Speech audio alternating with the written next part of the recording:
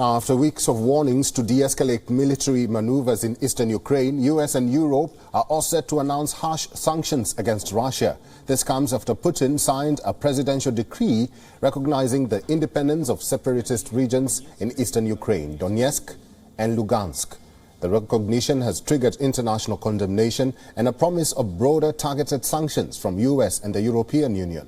Washington has said that it will impose a set of new sanctions on Moscow, which will be unveiled later today. This comes following an initially cautious response to President Vladimir Putin's order of deploying Russian troops to these rebel-held regions.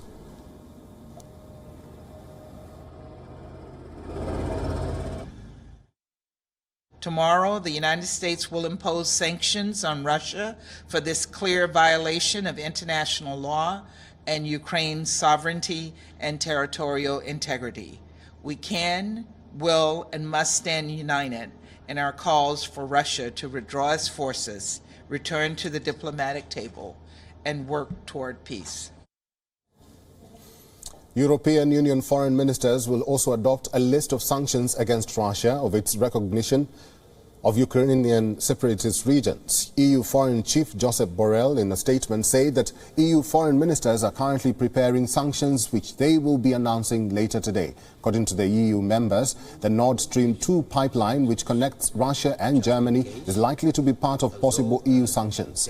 US, meanwhile, has already imposed a series of limited sanctions on the two Russian-backed areas in eastern Ukraine's Donbas region. Biden signed an executive order on Monday imposing penalties that target these two Moscow-backed breakaway regions. The executive order bars any kind of new investment and trade from the U.S. with people living in Ukraine's Donetsk People's Republic and Lugansk People's Republic. West has repeatedly threatened to impose far-reaching sanctions against Russian energy firms and even banks, all targeting its economy. It was unclear, however, if the deployment of Russian troops in Moscow-backed enclaves would be seen by Washington as an invasion. A senior U.S. official pointed out that Russian forces have been acting covertly in the area for 8 years. Well, for more on this, Trent Murray from Berlin is joining us on the latest on the Ukraine crisis. Thank you, Trent, and welcome to this broadcast. I will start by asking you, we have seen that Germany's Olaf Scholz said recently that the security of Europe is more important at this moment. We haven't heard about the outcome of these trips to Moscow and Kyiv. What will it take for the European bloc to foster a mutual consensus between Ukraine and Russia?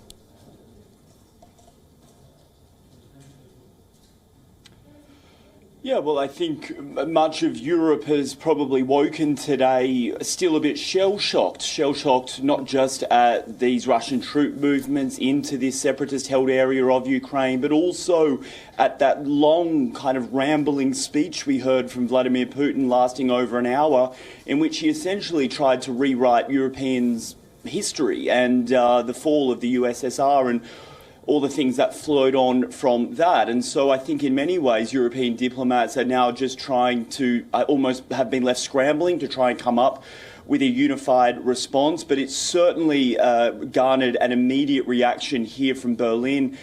Foreign Minister Annalena Baerbock releasing a statement saying that this was a severe blow to all of the diplomatic efforts which were being used to try and bring about a peaceful settlement. She went on to say that years of effort in the Normandy format are being destroyed deliberately and without any comprehensible reason. Now, what she is referencing there when she talks about Normandy is the fact that for the past 7 years or so, Germany and France have been acting as mediators between Russia and Ukraine in all of this. But by President Putin making this move, well, that essentially tears up all of the treaties and agreements that were used to kind of anchor those discussions. And so it really, I think, has left people here extremely disappointed, but also extremely worried about what may come next. Of course, we are awaiting to hear from the European Union about how far they will go with sanctions. There is a meeting happening right now in Brussels between EU ambassadors to try and go through all of that detail.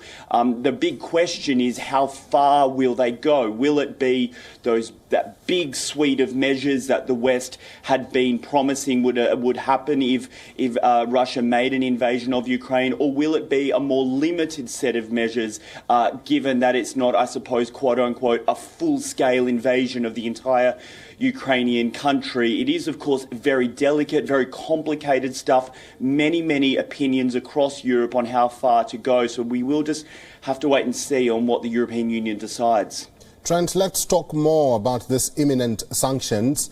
The European Commission also threatened to impose sanctions on Russia if an invasion occurs. Same question to you. If the bloc imposes the sanctions and cuts off Russia, what ramifications will that pose on the continent?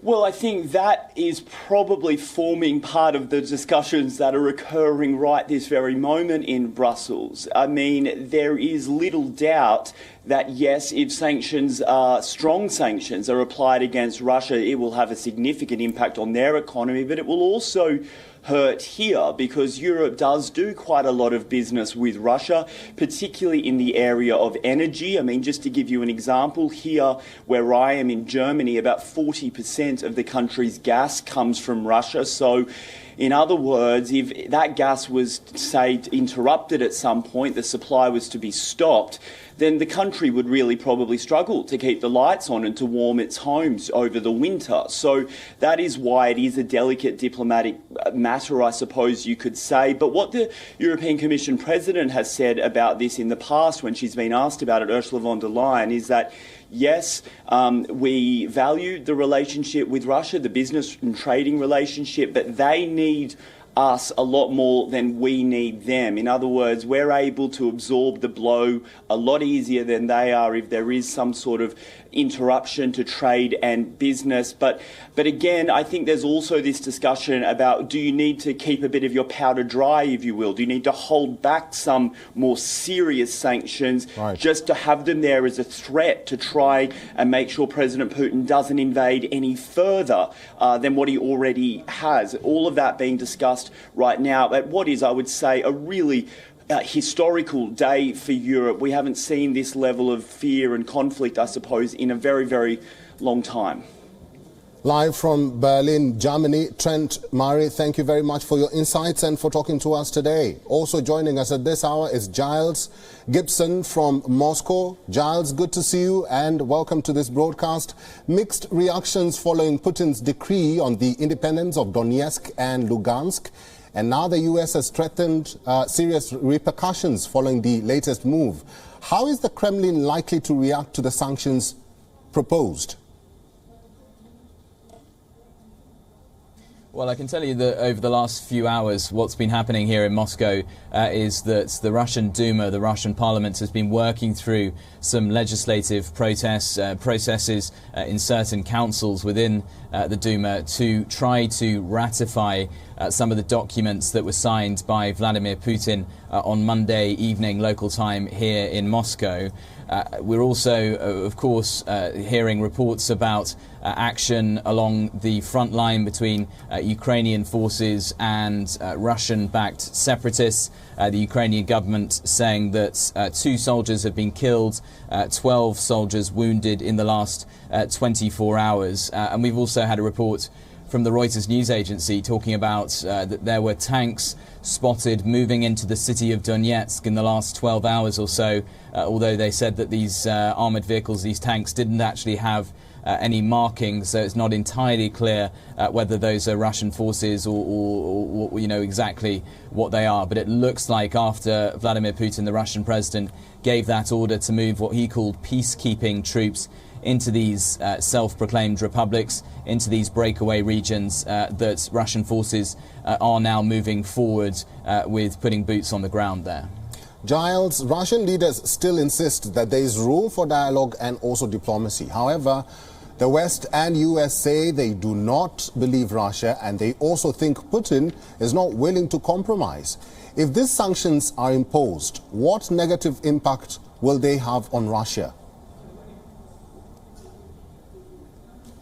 Well, we've just been seeing the impact already in terms of the markets. We've had markets in Asia in the wake of Vladimir Putin's announcement, his address to the nation, markets plunging in places like Hong Kong, as well as the Nikkei in Japan. Of course, the European markets have just opened up in the last few hours, and it's a similar story with the FTSE 100, which was in the red a few minutes after opening. And I think we're going to see a similar things with the US markets when they open up in a few hours' time. There's also some longer-term issues here, as you were saying, because Ukraine is a very large producer of wheat, so we could see food prices skyrocketing as a result of some sort of conflict going on there. And of course, Russia is a big supplier of both oil and gas into parts of Europe, including countries such as Germany.